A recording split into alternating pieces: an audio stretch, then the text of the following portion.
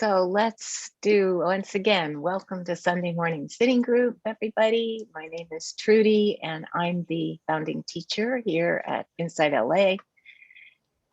Our sitting group has been going on for many years, and I was trying to remember how many years since we've been meeting on Sunday. We met for, I don't know, almost 10 years on Thursday. It's probably been about the same on Sunday because InsightLA is 19 now. It's hard to believe. Actually 19 in the fall, this fall. So our 20th is coming up. So for those of you who may be new to sitting group, we have about half an hour of meditation, followed by teaching, followed by some chance for conversation and dialogue with each other. And then our formal time together with me ends at 12:30, and then there's a brief break of about 10 minutes. And then you can join a breakout group, a small group. I think, how much are they, Kathy? About 4 or 5 people? Yeah, it's usually about 4 people, 5 people maybe.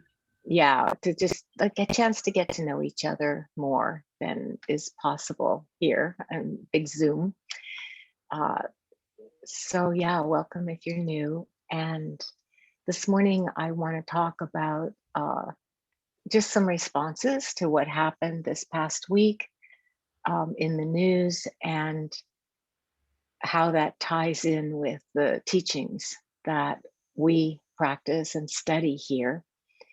And I'd like to do a kind of a different kind of loving kindness meditation this morning, where I will guide you in. It's really a sort of visualization. It's using our imagination to access or connect with the felt feeling, the sense of loving kindness, and then I'll let you be quiet together. We'll be in the silence of that afterwards. So always when we're practicing metta, when we're practicing loving kindness, please choose a posture, a position that is comfortable for your body, where you can really feel relaxed and at ease.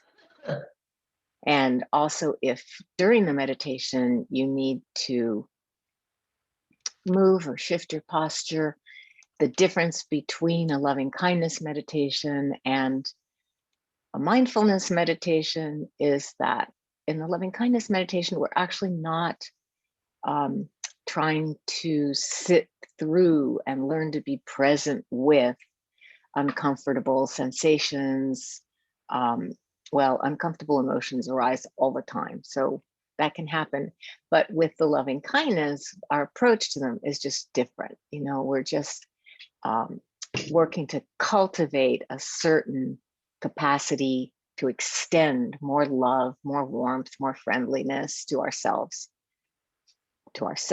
and also, of course, to others and to our world. Whereas with the mindfulness meditation, we're really focused more on awareness and learning to be present with whatever arises in experience without trying to alter it or change it, but simply learn how to be with it. So we're going to sit together now. And if you could make sure you're all muted, just in case there's background noise from your household. Catherine, I don't think you are muted. Thank you. And yeah, let's sit together. You will notice I'm just sorry that I don't have the bell, because Jack and I just came down we're in Southern California now, and I forgot to acknowledge the indigenous people whose land we are on here. It's the Chumash, the Tongva, the Ki people, and we're grateful to be in this place, but it means the bell is not unpacked yet. So we'll practice without a bell this morning. Just sit together now, taking a deep breath in and relaxing, releasing it out.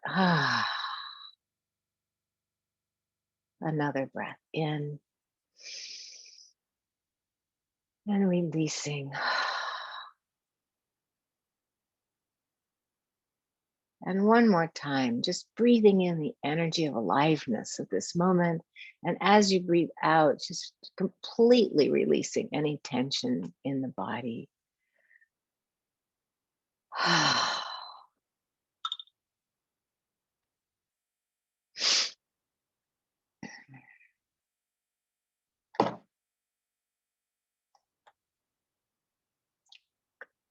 So I'm inviting you now to do a meditation together that I call the jelly roll because it's very sweet, or it can be. And so, beginning by inviting in your imagination, either visualizing them or sensing them near you, the way we do when we're practicing metta for others, but inviting beings, it can be people who are alive or people who've passed away. It can be your pets, your children, beings. And here's the criterion for who to invite: people who are glad when something good happens to you. It doesn't have to be people with whom your relationship is 100% loving or your circle might be empty, but just people who, who like you, who are fond of you, who love you, who feel glad when something good happens to you. They take joy in your joy and take pleasure in your pleasure.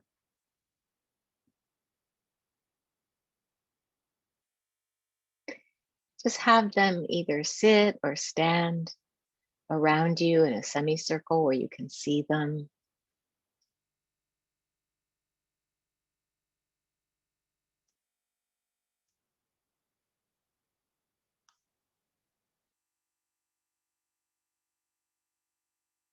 I always put my parents in, even though they've passed away, because even, of course, our relationship was complex, but basically, my happiness was something they cared about, and it made them feel happy and relieved. So they belong in my circle.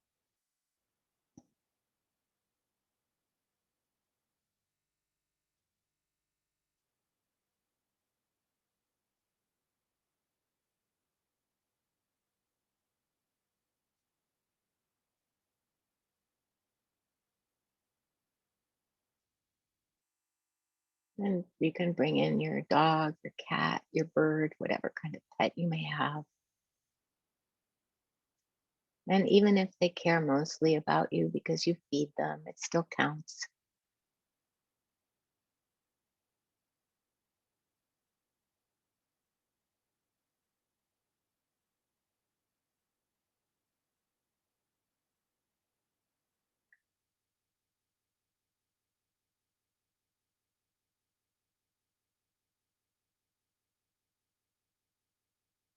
And now you're sitting and you're facing them. And so, one by one, looking into their eyes and just receiving the warmth, the friendliness, the fondness,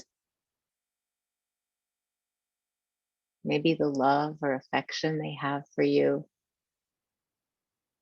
as they look at you, just taking a minute or so with each person, as much as you can bear to receive, and taking your time to just notice, oh, they care.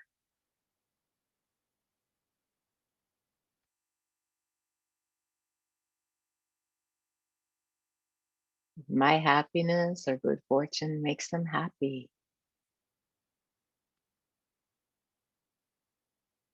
They share, they participate in my gladness.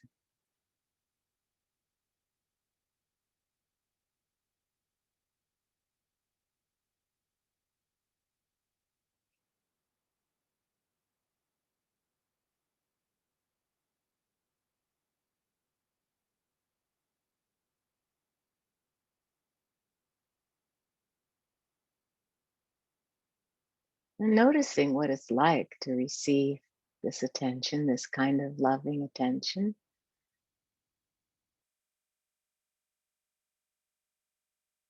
or friendly and warm attention. The humans aren't wagging their tails, but something equivalent.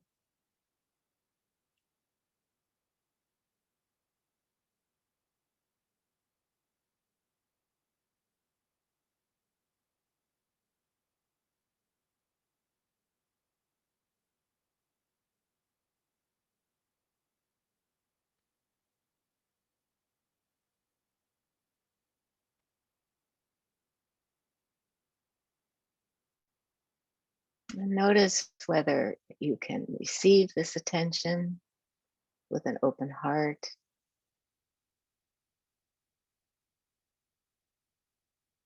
And notice if the mind gets distracted, deflects it in any way.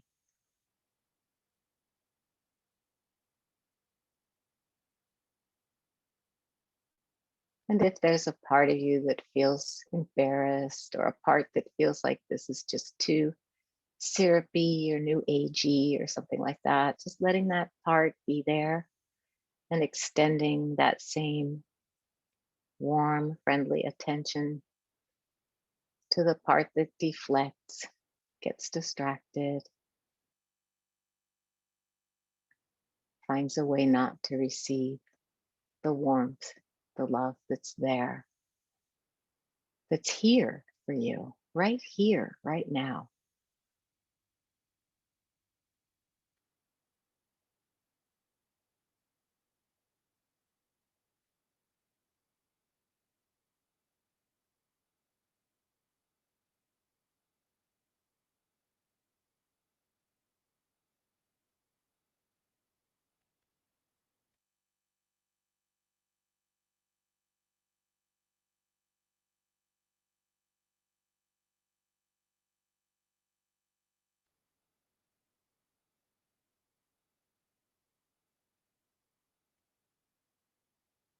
You can all be meditating together,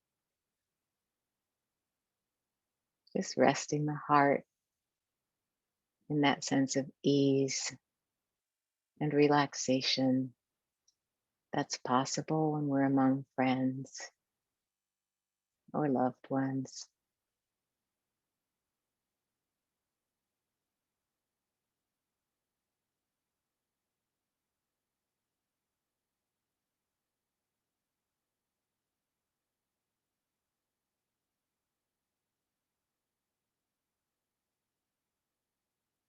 And if you've ever had the fantasy, which I always used to have, of being able to share your practice with your family and friends who don't practice, this is a way you can do it right here in this circle of loving kindness.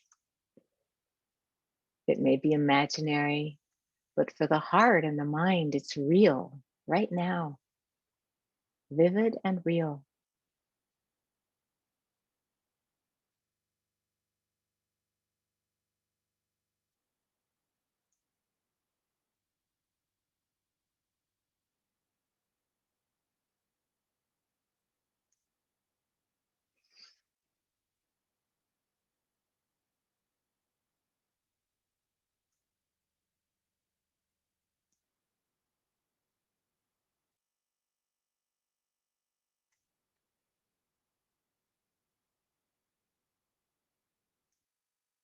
These are beings who care about you,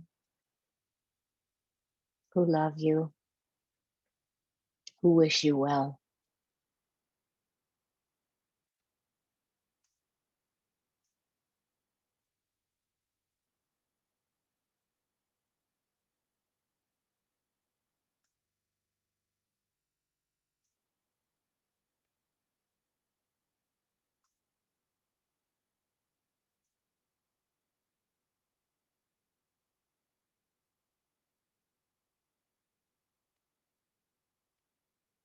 And if this is something you're enjoying, just keep resting in this ease of open hearts together. And if you're ready to just sit quietly and move on, I invite you to take a moment with each of the beings around you, just one by one, acknowledging them, beaming back some friendly, warm vibes, some love.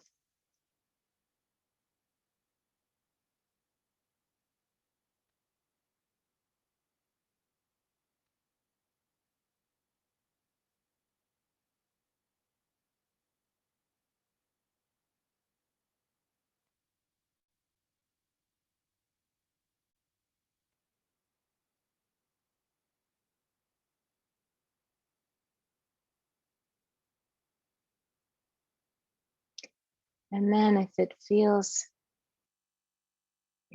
right, one by one, you can take them into your arms and give them a hug.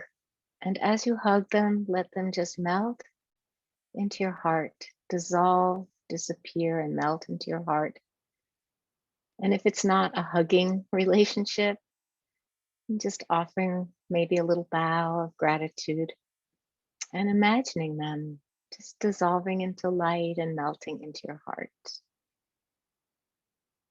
Taking your time, one by one.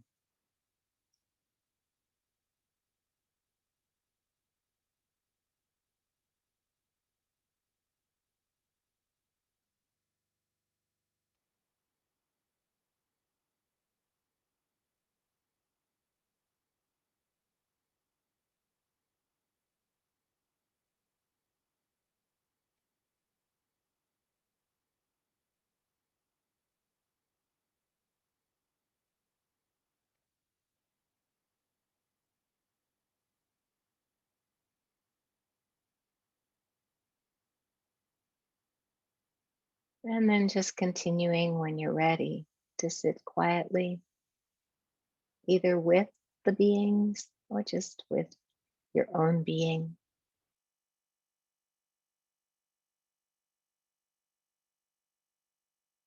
Returning to the warmth and feeling of friendliness, of loving kindness.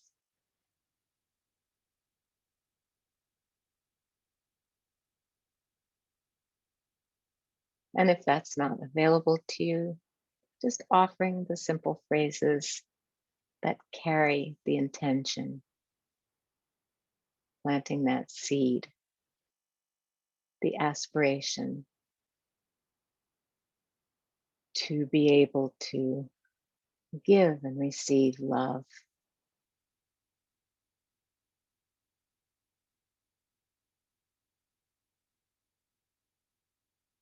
May I be safe.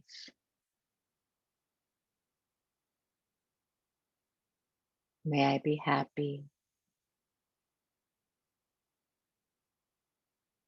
May I be peaceful.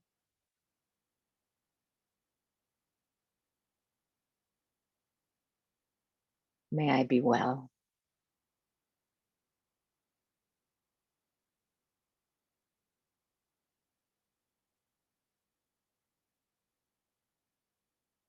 And if you're offering to others, may you be safe.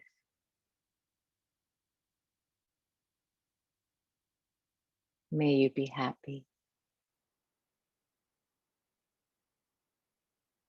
May you be peaceful. May you be well.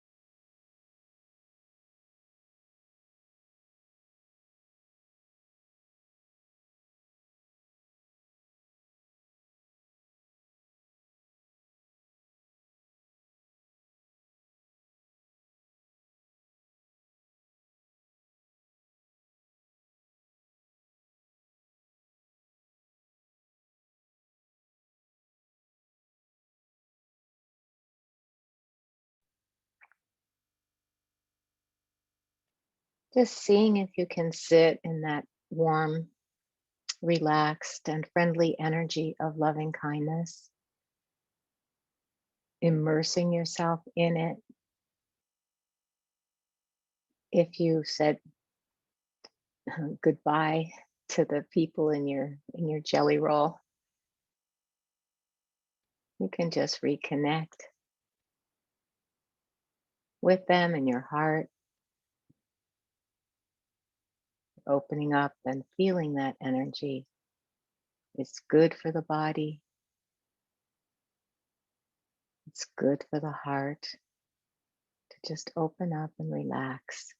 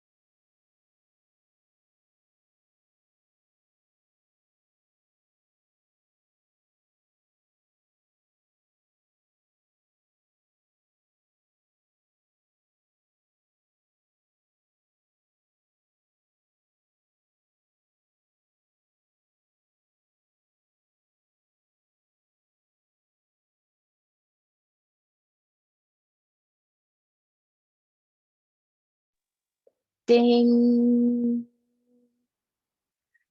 Just opening your eyes when you're ready.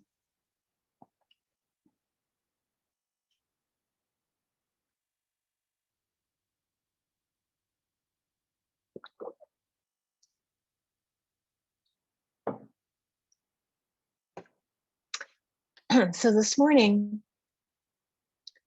I was busy searching, which I've been doing for a couple of days actually, for my books, the Bhikkhu Bodhi's translation of the Majjhima Nikaya, and a wonderful book that I really recommend. There's two that I recommend to you. The Buddha's teaching on social and community harmony.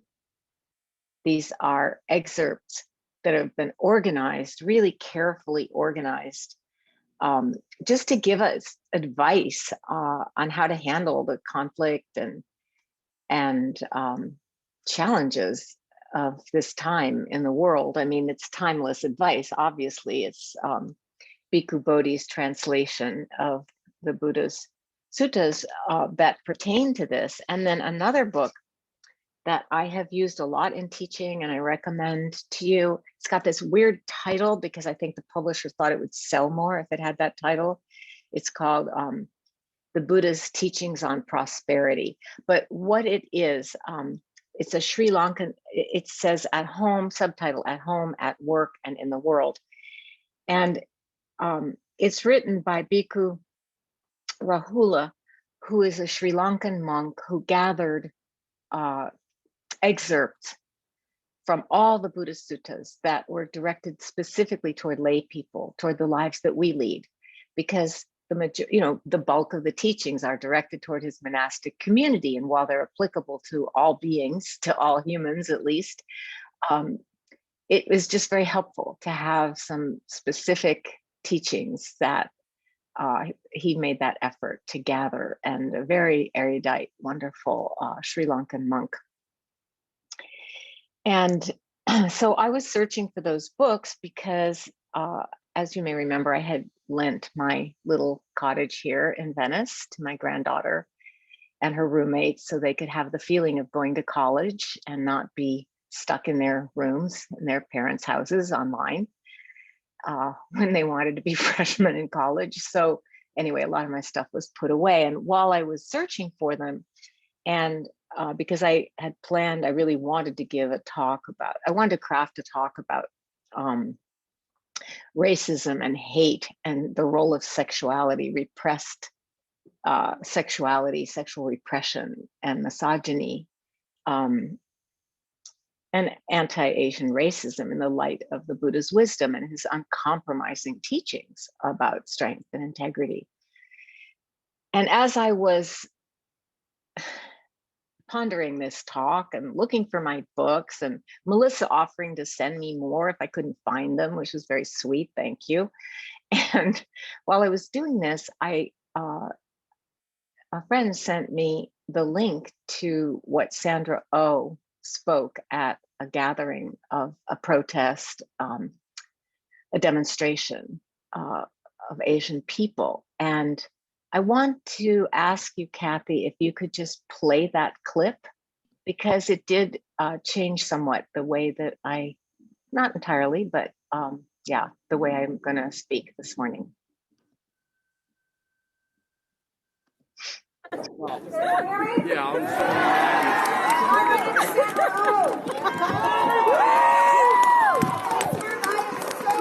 I'm proud to be here with you. And thank you to all the organizers for organizing this, just to give us an opportunity to be together and to stand together and to feel each other. For many of us in our community, this is the first time we are even able to voice our fear and our anger, and I really am so grateful for everyone willing to listen. I'm going to be very, very brief, but one thing that I know many of us in our community are very scared, and I understand that. And one way to kind of go through and get through our fear is to reach out to our communities. Reach out, everyone here. I will challenge everyone here. If you see something, will you help me? Yes! If you see one of our sisters and brothers in need, will you help us? Yes! So we must understand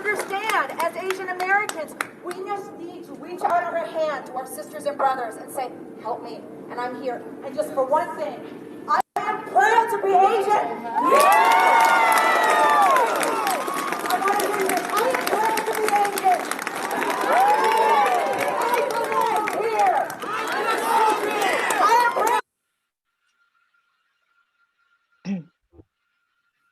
Thank you, Kathy.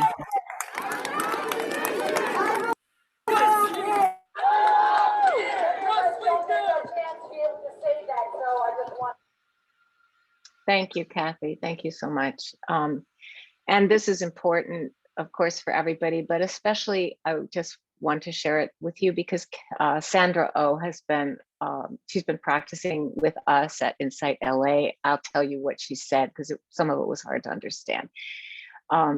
She's been practicing with us at InsightLA for at least a dozen years and has been a great friend in our community. So what she was basically saying is expressing her gratitude for there being a gathering of Asian people to finally stand up and be visible.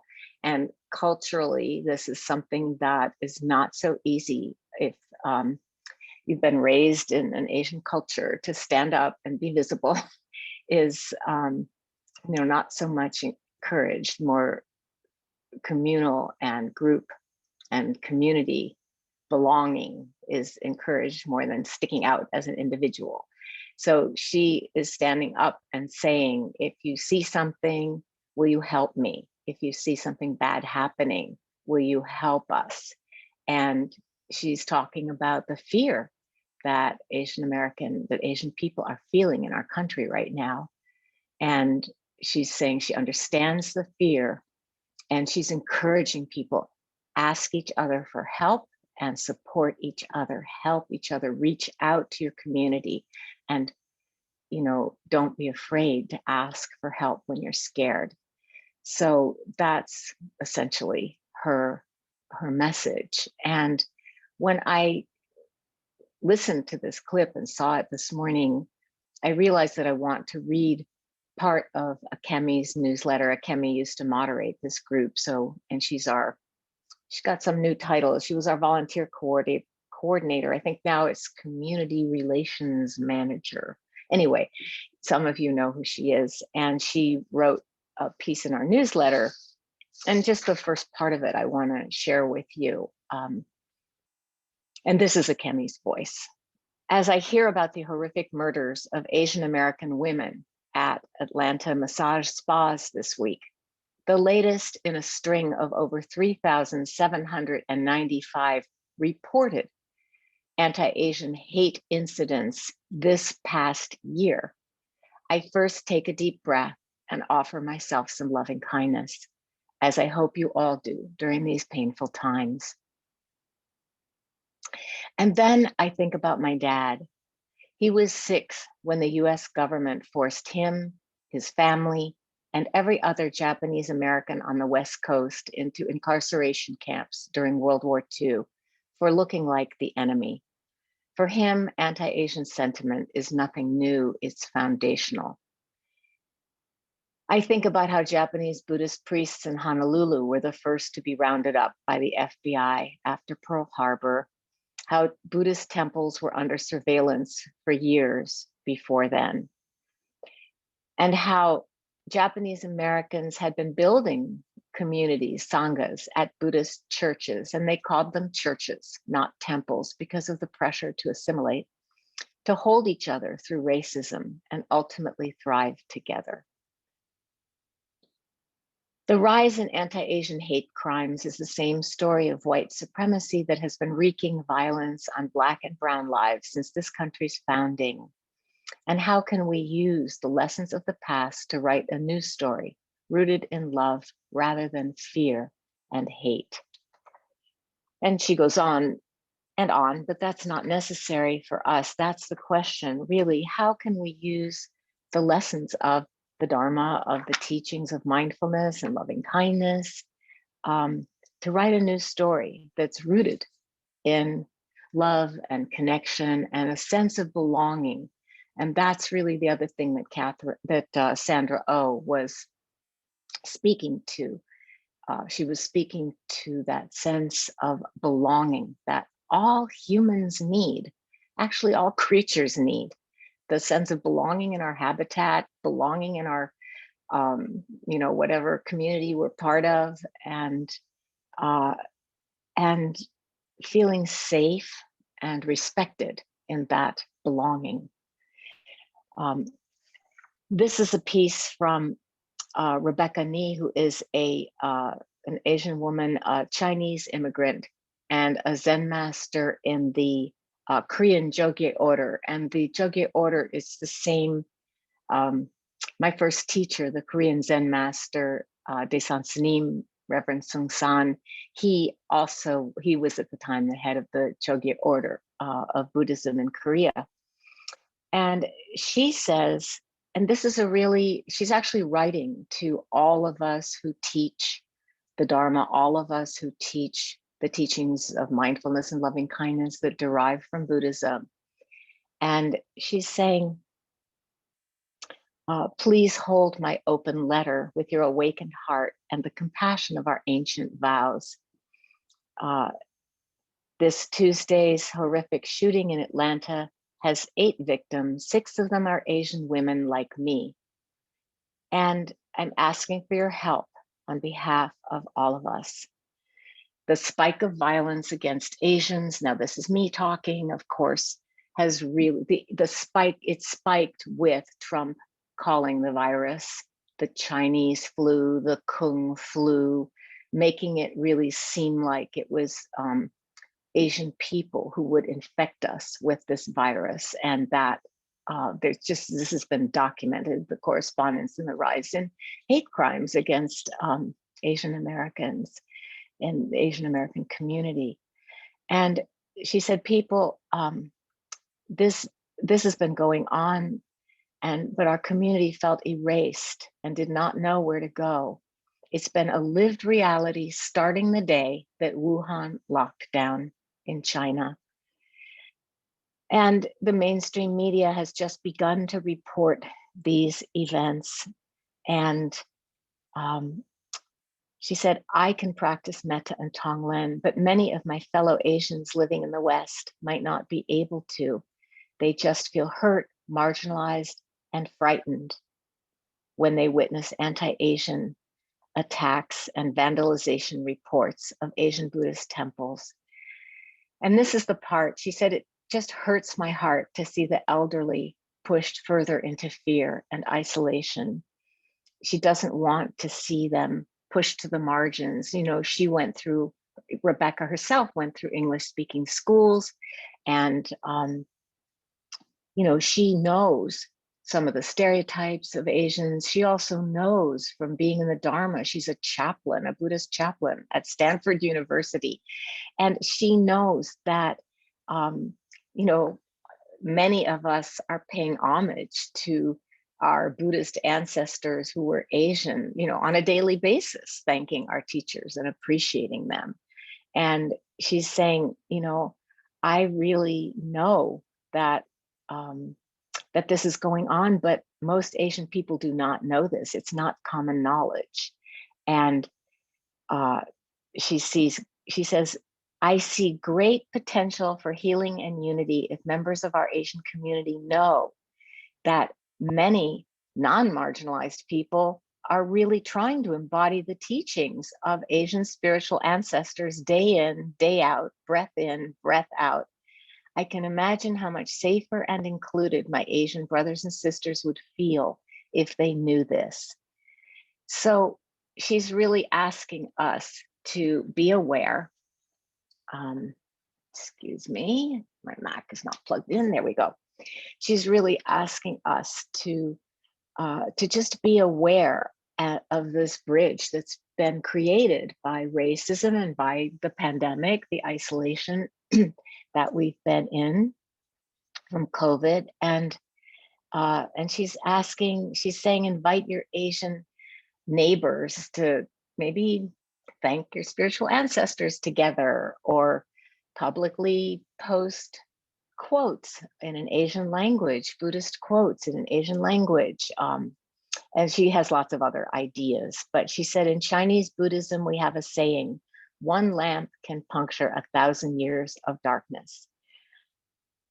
And she ends by saying, we've all vowed to be this lamp for ourselves and all sentient beings. And now is the time to bring our light of wisdom and compassion to the greater society, beginning by giving more Asians a caring hand from the Western, from our convert communities that, you know, where Buddhism is the heart of what we teach. And Kathy's posting, by the way, Kathy, that event has passed already. I guess it happened in London or something. So that isn't happening anymore. And I know I asked you to post it, but it's already, I found out it's already over. And so, you know, looking at what we can each do to make all of us, each other, feel more welcome, like we belong, extending that circle of metta that we created at the beginning of our meditation together. How can we extend, you know, friendly glances, smiles, just making it more visible that we care about each other, making it more visible that we care, because, you know, the not caring, it's just so painful. My cousin Myra sent me, I can find it here. My cousin Myra sent me a picture, which it made me laugh. I don't know if you can see it, but I'll try to show you. It shows this woman, and she's wearing a t-shirt that says, when this virus is over, I still want some of you to stay away from me. Now, it's kind of funny. It made me laugh when I saw it, because I think we all know that feeling of, you know, we've been alone and can we really handle being close to everybody again? But I still want some of you to stay away from me. We all have boundaries, and we have a right to invite who we feel safe with and comfortable with into being close with us. But the loving kindness practice really asks us to widen our boundaries, you know. And you know, I talked about, when I talked about anger, I referenced that teaching of the Buddha about how even if robbers are sawing off your legs, you know, you just really you have to practice. You don't want your mind to be filled with anger and hate. Now, obviously, that's an extreme situation, and none of us is, you know, whatever we may have, whatever life may bring to us, I doubt that it's going to include having our legs sawed off. But he was really, it's a metaphor. What the Buddha was really pointing to is saying it's like bad enough to have bad things happen to us, but if you add on top of it, you know, that second arrow of suffering, of having the mind be consumed with the fire of anger and hate, that's even worse. And can we let that go? And these boundaries that we have in our minds and our hearts are really formed around wanting to understandably merge with that which is pleasant and comfortable, and push away that which is unpleasant and uncomfortable. You know, these are the boundaries that we basically create around us. You know, I want to keep this really close to me, inside me. I love it so much, you know, and that I want to keep that out. You know, and that's what reminded me of the image that Myra sent. You know, I want to be close to some of you. I want some of you to stay away from me. Remember, what was, I think, the Rolling Stones? Hey, you stay off of my cloud.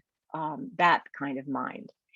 And with the loving kindness, with the Brahma Viharas, we're working to just widen that boundary, not in a sense of, you know, indiscriminately and not taking care of ourselves and making sure we're safe, but trying to just reach past our fears of each other and to understand that our identification, our ownership with the mind that feels triggered or activated, upset, traumatized, shocked, whatever makes all of this come up for us, the sense of things that are either fascinating and alluring and we want to be close to them, we're attracted, right? And things that are actually disgusting to us, or that or at least things that we don't like and have aversion for. You know, when we identify with these states and we just merge with them. When I talk about merging with them, I mean they become all of who we are in that moment. And we forget this is just a part of who we are, this feeling. It's a part of who we are. We all have a racist part. We all have a welcoming, enlightened, wanting to love everyone part. You know, these are just parts of who we are. And I think the part language that Dick Schwartz introduced with internal, not international, internal family systems, IFS, his work has been really, really helpful in beginning to understand the way that the mind identifies completely and totalizes the feeling that we're having, whatever it is, and then owns it. This is who I am. But when we don't, and this is where the mindfulness and the awareness comes in, when we can see this happening, witness this happening, you know, we can see. It's not that we're going to stop the process, it'll still happen. But when we see it happen, and when we can witness that with even a smidgen of loving awareness, it loses its power. You know, this state that we've merged in, it loses its power over us, whether it's anger or hatred or whatever our other demons look like. You know, lust. I'm going to talk more about lust, and as I said, you know, the role of sexual repression in our culture, in misogyny, and I'll talk more about that probably, next week. At this point, I promise I will. It's, you know what? I'm going to break my promise, because next week Elisa Dennis is teaching. The week after, which will give me plenty of time to craft a good talk for you. I want to talk about this because I think it's very, very linked to what happened in Atlanta and what happens, you know, and it's part of, it's some of the teachings are laced with this kind of misogyny, and it's important to disentangle it from what the Buddha actually said and meant for us, to disentangle from what might have been added on later. So when we don't take birth in these states, which means letting ourselves be born as the anger, as the hatred, and, you know, instead of being able to observe their arising in our hearts, when we don't take birth in these states, they lose their power. And this is the work we're doing together, you know, and it's slow work, sometimes discouraging work, but this is the process we're in. And this is how we begin to do what Akemi was talking about when she said, you know, how can we write a new story rooted in love rather than fear and hate? And how can we use these practices of Brahma Viharas to contribute to community harmony? You know, when you sit in the energy of loving kindness, which I hope you all were able to do somewhat during the meditation, to connect with that, even if it was just for a moment or two. But when we sit and relax, it's refreshing, it's enjoyable. We can relax, and this is what we're here for, to appreciate and enjoy our life. This is our birthright. This is it. This is the human life in this form that we get to have in this incarnation. Maybe we have other incarnations, but we won't be, you know, we won't be Trudy or Bill or Kathy or Izumi in our next incarnation. You know, we won't be that same person. So we want to keep our hearts bright and be able to shine out to each other, you know, and enjoy life in this life, and to push those boundaries that we dwell in until we extend more and more in the Brahma Viharas, which are the loving kindness, metta, karuna, mudita, upekkha, loving kindness, compassion, joy, equanimity, you know, these beautiful states of gratitude. And Brahma means divine, and Vihar means dwelling place. A Vihar is a place where we can live. You know, you can live, you can abide, you can be there more and more of the time. As you practice more and more, this can happen. And it's an antidote to the energies that got those people killed in Atlanta. And I'll go more into that, in a couple weeks, because I want to open up now for some conversation, some discussion together. If you have questions or reflections that you'd like to share, you can go into the reactions part of the lower, right of your screen there and raise your hand, and Kathy will call on you. You can unmute yourself and speak if you feel drawn to doing that.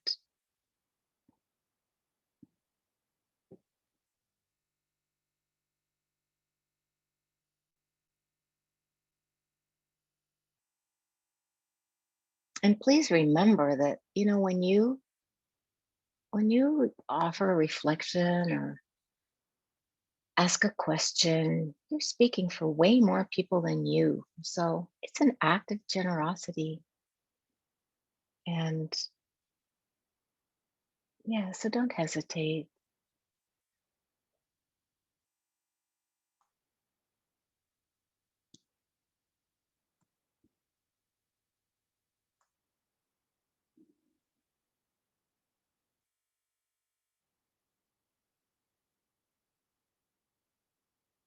And if you're hesitating, okay, Ali, I was gonna say, tell me why you're hesitating. Put it in the chat. Am I intimidating you? Let me know. If you want to ask a question in the chat, feel free to do that as well, and I can read it out. You can private message me. Ali, do you want to go ahead and unmute yourself?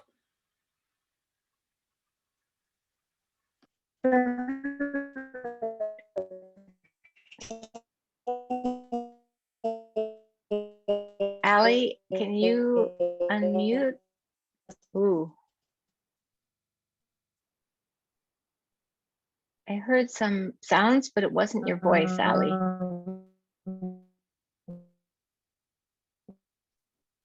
I think your connection. Okay, there you are. I can see you. Hi. Okay, can you hear me? Yes, now I can hear you. Whatever you did. Okay, sorry. Yeah, it's working now. I didn't do anything. My phone. Thank you. Okay, hopefully I don't go out. All right. Okay. I'm Ali. It's my first time at an InsightLA meeting. Welcome. Nice to meet you. Thank you. You as well. I really enjoyed the metta loving kindness meditation, and I was even crying throughout it because it's just I feel very in touch with my emotions lately, and I guess love can just be overwhelming. And it's just interesting, like tears in general are just such a weird biological thing. But it's something that I don't fight anymore. It's just if I feel the need to cry, then great. Like that's moving the energy. And Good. so good. I cry too. That meditation makes me cry too, by the way. Yeah, good. Okay. There's, the stigma around crying in our society. And so there was that. And then also I guess, I don't know even what my point is going to be, but your talk made me think about, I was actually in Venice a few weeks ago, and I'm walking on the boardwalk, and there was someone who was like doing like a comedy show, if you could call it that. And he was saying it wasn't funny at all, and it was racist toward an Asian couple that was walking, and he was just sort of like, don't tell us, don't repeat it, okay? Right, don't repeat it had the to do racist with the virus. remark. Thank you. It had to do with the virus. Oh yeah, don't repeat it. Yeah. And I was just like, what is my role, right? Yes. Like, I don't agree with that. I don't approve of that. I don't. And so when you say like, will you help us? When Sandra Oh says like, will you help me? When, that was like a very real moment for me of like, what do I do? Mm-hmm. And thank you. Yeah, thank you. Thank you. That's so powerful. And I think now you would know what to do. I think now you would probably have the courage to go up to that either the person speaking or the couple may be more important. And just let them know that you don't share those feelings and that you care. Yeah. Thank you. Thank you I so think that the much. focus on the couple is Yes, yes. very helpful. Yes. Yeah. Thank you. Thank you. Meredith, I see you have your hand raised. Go ahead and unmute yourself. Thank you. Good morning, everybody. So I live in a house. I rent the top floor attic with from a family who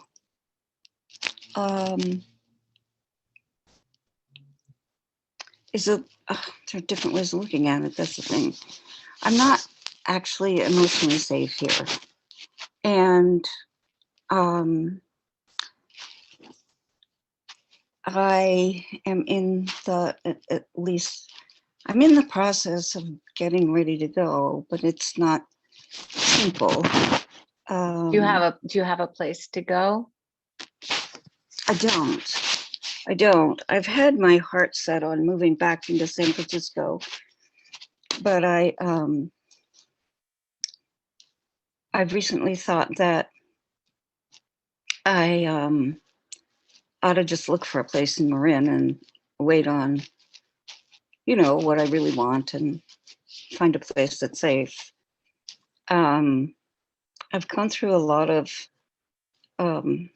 intense therapy while I'm here. It's been so confusing. I mean, it's been really difficult, frankly. And working on ourselves is difficult. Doing this work is difficult. I want to thank you for naming that, Meredith, because I can say all these beautiful words and lead us through lovely practices, but the reality is looking in the mirror and facing ourselves and what has happened to us in this life, and really sort of metabolizing all of that is difficult. yeah, I agree. I mean, there are obviously, I don't know if it's obvious, but exquisite times too, feelings, just so much Sure. beauty, so much love. So Sure. I wanted So to put what's your that out. question? Yeah, relating to these folks. I'm also grieving my childhood family, or my childhood. And this place is a real echo of that, physically and emotionally. It's a very beautiful place, but it's ill. And I go in and out of, I am in Al-Anon, which is a big help.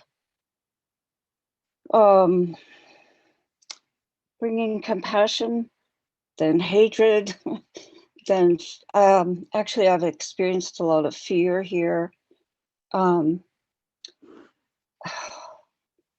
I don't really know what I'm asking, except when someone like myself is practicing in an emotionally difficult situation.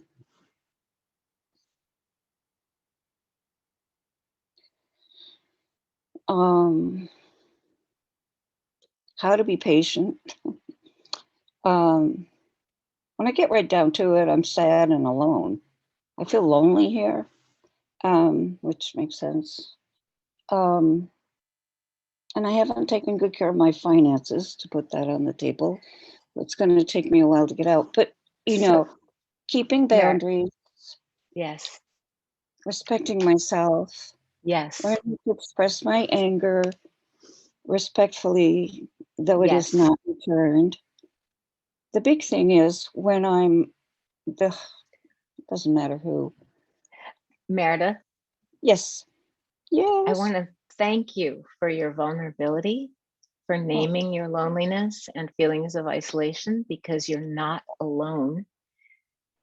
You are not alone in those feelings. And if you look at the chat, I'm sure that some people are going to also reach out to you and let you know, yeah, this is right now you're living in a situation that doesn't feel safe.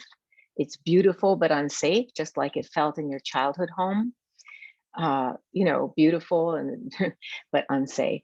And Right. Hmm. and I understand that it's very, it's very triggering, but I also want to just say to you, we are really wishing for you and supporting you to be able to do what you're doing, take good care of yourself, watch your boundaries, express your anger respectfully. All those things that you're doing are really important. And thank you. You're And welcome. if there's more, message me in the chat, okay? You Oh, can sweet. message me privately. Yeah, Kind of you, kind of you. Thank you so yeah, much. yeah, Yeah, please do. yeah. And I'm still growing, so thank you. Yes, Yeah. Dun, da, da.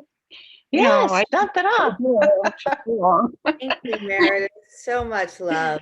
We have a couple hand raised. Kat, do you want to go ahead? I think you were the next up. Unmute yourself.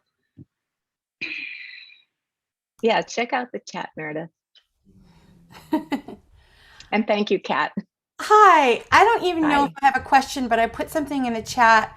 This was wonderful today because I feel like there are these layers of first it was the pandemic and then it was George Floyd and now it is this, and also having lost a couple of family members this year and had a very challenging year, and also being the mom of twins. And I Wow.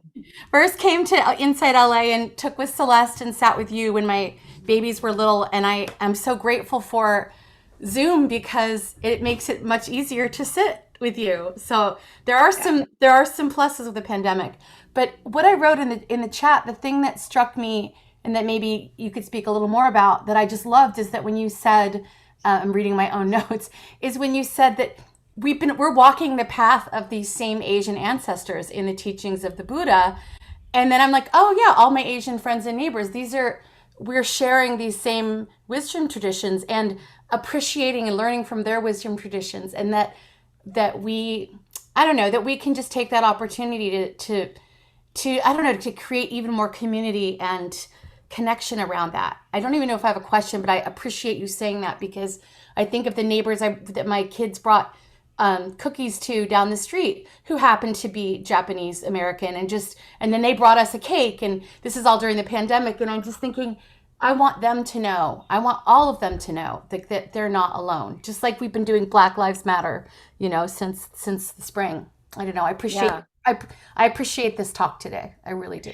Thank you, Kat. And you don't have to have a question, just some reflection, just what you're saying. That's beautiful, and I appreciate it, and I thank you for it. And I really making those gestures of community, even though many Asian people are Christian these days through assimilation or through the work of missionaries in Asia.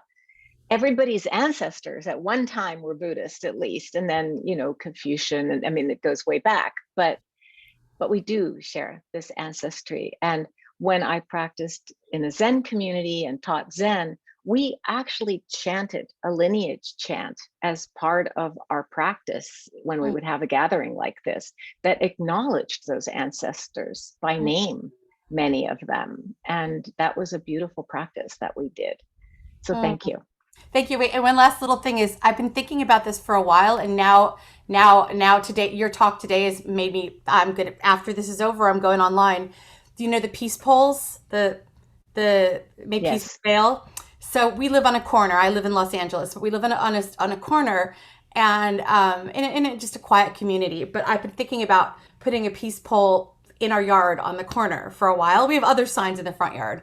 And now I'm going to do it, but now I'm going to do it specifically with including like my heritage, English, Hebrew, but then Japanese, Thai. I think you can put up to 8 languages on the poll. So Fantastic. I'm going to put some of those, put those languages out there. So Thank you. Thank you. Beautiful. Thank you, Kat. Dana, I saw your hand up next. Do you want to unmute yourself? Sure. Thank you. I'm going to try, actually, I'm not going to try not to cry. No, don't try. I'll cry with you, Dana. It's a very difficult time. And I didn't realize how difficult it is. I think for Asians, and I don't want to speak for all Asians, but I will. um, it's difficult because, well, like I personally grew up in a very predominantly Black neighborhood, so I've had to sort of straddle this interesting, I wouldn't say divide. It's taught me a lot, but there's this lack of, I have sort of dealt a lot with that invisibility, that somehow we're okay, that Asians as a whole, or Asian Americans are okay, that we're, nothing happens to us.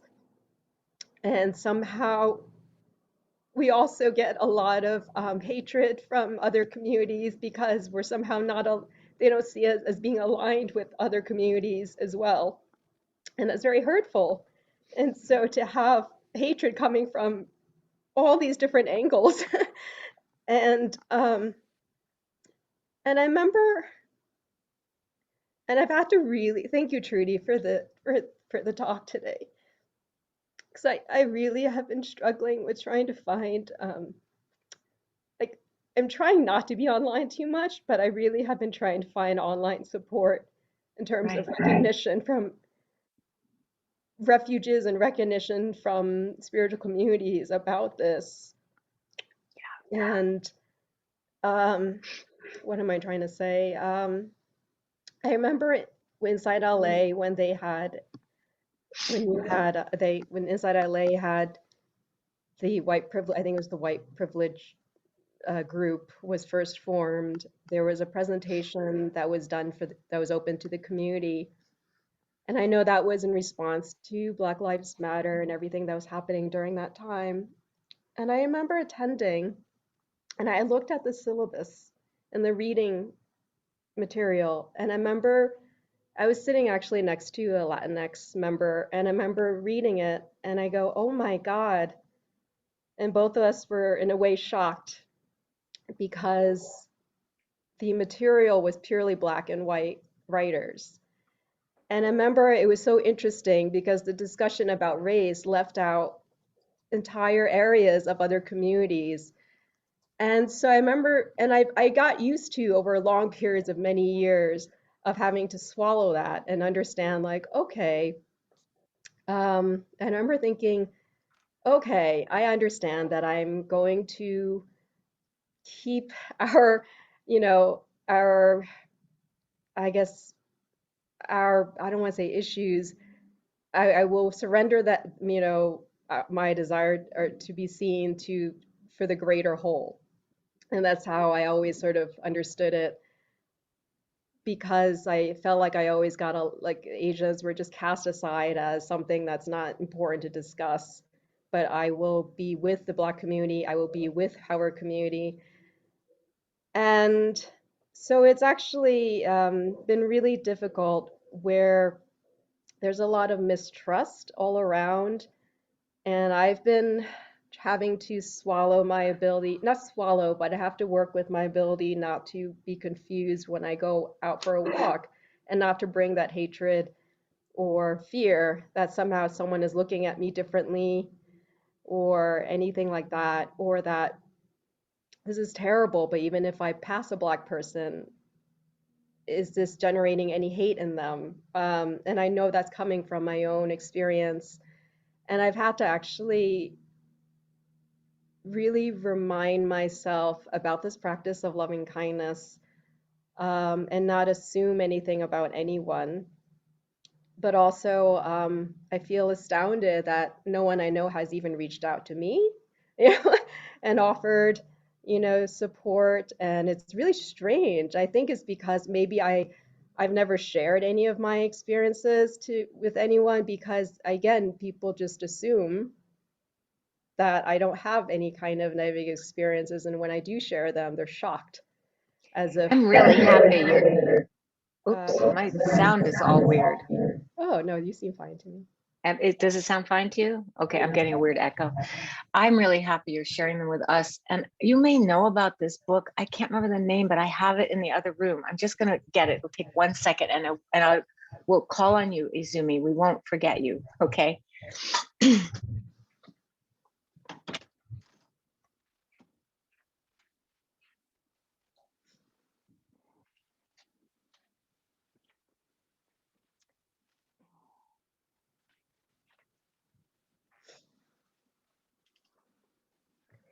Hey, Jack, have you seen that book? I brought it with me by the Asian, about the Asian Dharma community. I brought it with me. Oh, well, no, I can't find it. This is the problem with unpacking and being in a bit of disarray. I brought that book with me and I can't find it, but I will, it's a book of Asian voices in the Dharma, and it's really fantastic, and it just came out, and I think you would really like it. Dana, I think it would make you, just feel less cast aside and more included. And I want to apologize right from the start for the white awareness curriculum that was focused on Black and white. There's no question. And I hope that we have extended, to more marginalized communities altogether at this point. But I just do want to offer a bow of apology for that, because it just sort of piles on the invisibility that you're talking about. And I hope that, I hope today was okay for you. And I'm really glad that you were here. Yeah, I really felt, it really hit home. Good. The playing of Sandro's "Will You Help Us" or me, and so thank you for everyone for listening. Yeah, thank you so much for speaking. I appreciate your speaking up very much. Izumi, will you unmute yourself? Hello. Hi. Good to be Hi. here. Nice to see you, Trudy. I knew that this was a topic tonight, to this morning, and I had to be here to sort of represent the Asians, because look at at one point there was 88 people, and I don't know how many of us are here. I only saw Anya and Poon, and I think there was another Asian name. I apologize if any of you has ancestry with Asian ancestry. And the meditation this morning with you was very difficult for me. I couldn't get into this metta space. I'm really pondering, on what it is that drive people to do these violence against anybody. And it happens to be, right now that we Asians are being kind of on the hot spot.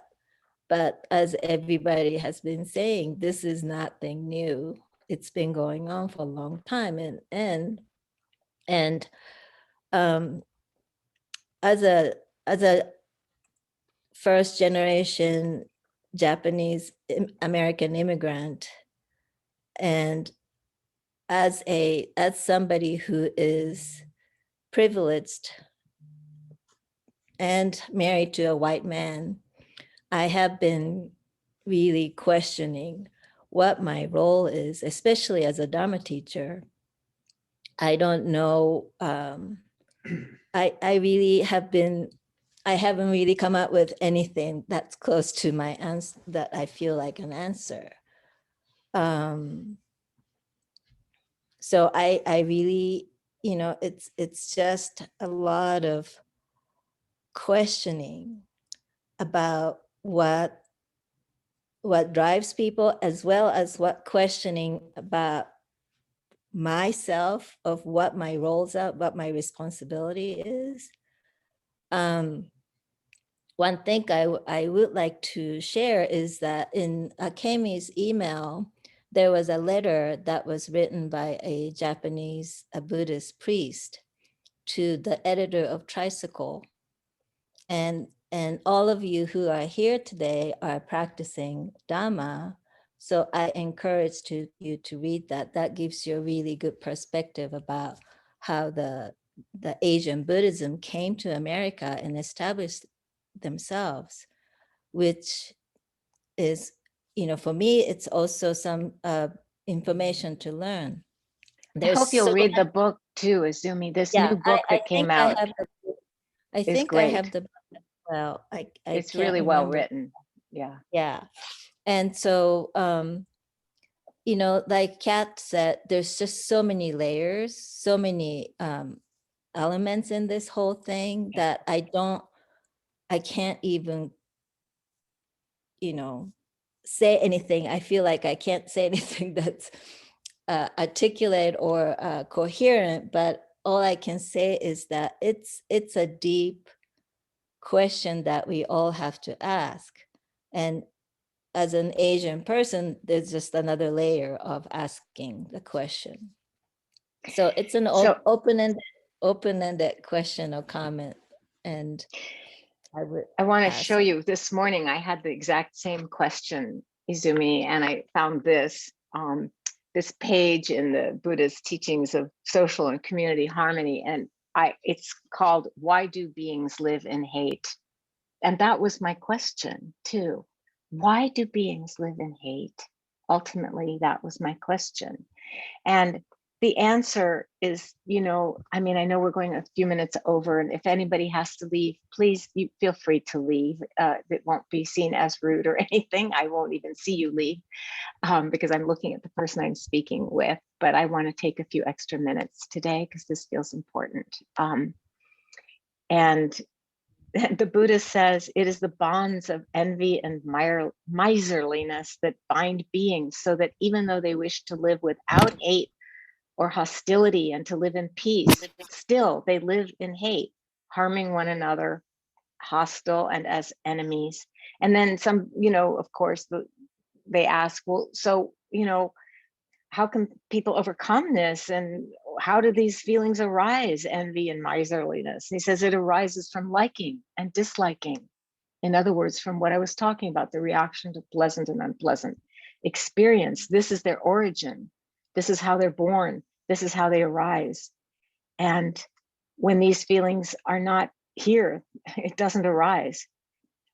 And then it goes on and says, but sir, what gives rise to liking and disliking? Well, he says it arises from desire. What gives rise to desire? It arises from thinking. What gives rise to thinking? He says when the mind thinks of nothing, desire doesn't arise, but that's not that helpful to us because our minds are always thinking of something.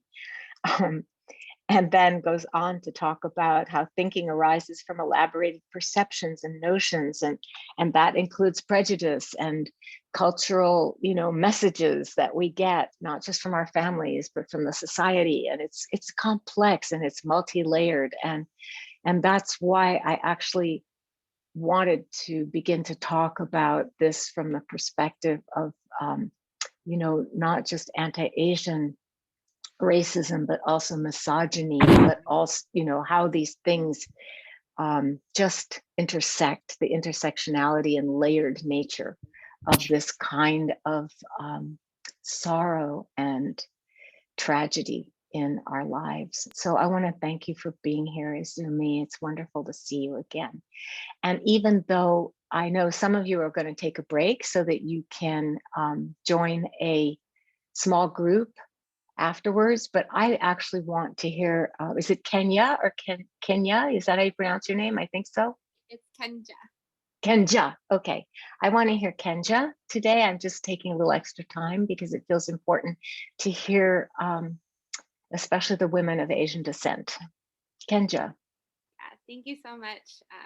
I'm going to keep it kind of quick, but I just wanted to appreciate the space and thanks Dana and Izumi for sharing. Like, I really resonated with that. I'm actually half Japanese and half Italian, and I've been struggling a lot with feeling invisible. So this feeling of like like what I'm seeing, I really feel it. It's like real to me. But on the outside, I feel like people can't see that. Maybe they think like, because of the way I look or who I am, that it doesn't exist. So I've been really trying to find ways of like taking care of myself during this time and understanding that it is real for me, despite, you know, what my background is, and also how I handle my like white family members who do say like anti-Asian things, or I've heard them say, and understanding like how to deal with that situation, how to protect myself, and really understand where my roots are. Because I think sometimes having like a biracial background, I don't know how to honor, you know, my Asian ancestors and really feel in touch with myself, because I'm feeling like the other half of me is not accepting of that, or they don't understand. So I'm just really grateful for this space where I feel like I can be accepted and really be myself. So yeah, thank you everyone for holding this space and being here. I really appreciate it. Well, I want to thank you to Kenja for, you know, just for letting yourself be vulnerable and have us get to know you better and know how it is for you, because it just really helps. It helps me feel closer to you. It helps everyone feel closer to each other, actually, as we get to know each other in this way. And I want to thank, Dana, Kenja, Izumi, especially for taking the risk to speak today. I really, really appreciate it. And I'm just wondering, Kathy, did you find that book? It just came out. I can't, otherwise I'll just send it out to the whole, you know, I can send it out to everybody who registered today. I found a book. I wasn't sure if it was the right one. Be the Refuge, Raising the Voice of Asian Americans, that just came out. Yes. Is it red? A red cover? Yes, I posted the link. Okay, beautiful. So everybody has that link. Everybody who's still here has that link. And I want to encourage you to join a small group if you can. It would be great if, I know we can't plan who's going to be in each group, but it would be great if, you know, Izumi, Kenja, Dana could be in a group together today, but I know that Zoom doesn't kind of do it like that. Anyway, I just want to thank everybody for your practice, for your presence, for your speaking up, and for your beauty. It just really brings tears to my eyes. I'm so grateful to be here with you. Next week, I have long-standing commitment to teach somewhere else on Sunday. And so I'm actually thrilled that Elisa Dennis is coming. She is one of our African-American teachers who just graduated recently, about a year ago. I don't know, September it was, maybe just this past September, from the Spirit Rock teacher training that was specifically designed for BIPOC and queer identified people. And so very proud of her. She's a wonderful teacher, and for the past 4 years has been too busy to come and teach Sunday morning because she was in that training. So I'm really happy that she's going to be here next week, and encourage you all to come and support her. And I will see you in 2 weeks, and we'll just look into some of these layers and how to practice with them together. So thank you, everybody. I really love and appreciate you all. And you can unmute yourselves and say hi, goodbye. Oh, good. Kenny has thank you, Kenny. Izumi had the book. Kenny is belongs to Izumi. I'll just put it that way. We'll take a 5-minute break at 12:45 if you guys want to do individual groups. Great to see everyone. Great. Bye. Thank you. Wonderful. Bye, How do we everybody. do that? Do we come back on the same Zoom? Yes, the just stay on the same individual Zoom. Yep, you can just turn your camera off and go get a bite to eat or restroom or stretch your legs. Okay, thank you so much. See you in 2 weeks, everybody. Bye. Thank you. Have a good 2 weeks.